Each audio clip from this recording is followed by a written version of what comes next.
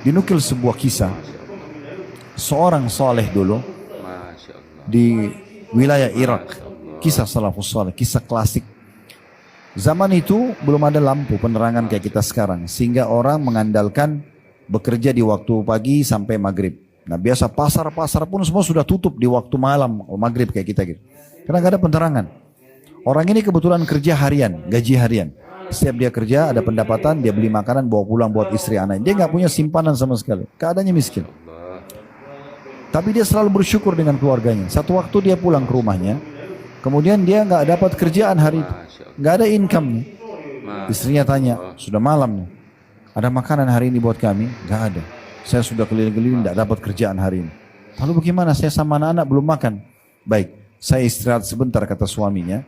Coba nanti sebentar saya keluar, baru saya cari. Mudah-mudahan Allah berikan kepada kita. Kita terus saja bersyukur. Setelah selesai dia istirahat sebentar, dia keluar.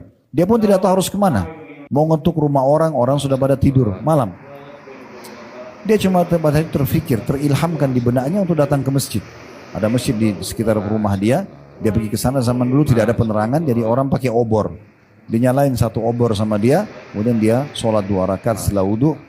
Lalu dia berdoa kepada Allah sambil mengeluh, ya, berkeluh kesah dengan Tuhannya, manja dengan Tuhannya, mohon merengek-rengek. Masya Allah. Disebutkan dalam kisah ini, di malam itu, raja yang sedang berkuasa di wilayah itu, tiba-tiba gelisah, nggak bisa tidur.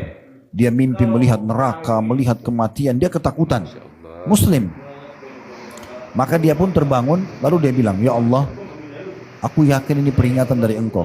Maka sebagai bentuk taubatku dari dosa-dosa, dan aku khawatir jangan sampai aku termasuk orang yang kau hukum, maka aku akan sedekah sebagai tanda syukur kepadamu atas uang-uang, atas engkau selamatkan, masih kasih aku umur, dan aku diberikan mimpi supaya aku sadar. Maka dia mengambil beberapa kantong uangnya, itu berisikan dinar emas. Nah, cukup besar. Kemudian dia bilang, ya Allah, malam ini pandulah aku menuju kepada hambamu yang aku bisa bantu. Karena malam begini siapa juga yang mau diberikan, orang sudah pada tidur semua. Maka dia naik kudanya, kemudian dia biarkan jalan kuda itu. Ternyata kuda ini dengan hikmah Allah mampir ke masjid yang ada tadi orang miskin itu. Kemudian dia turun, dia heran kenapa kuda ini berhenti di masjid itu. Kemudian dia turun, dia masuk ke dalam, dia temukan orang tadi lagi berdoa kepada Allah. Dan dia dengar keluh kesahnya. Seharian belum makan, dia butuh makanan, ya Allah tolonglah, dan seterusnya. Maka yang terjadi teman-teman sekalian, pada saat itu si raja ini setelah orang miskin itu selesai berdoa, dia mengatakan, saya sudah mendengarkan doamu.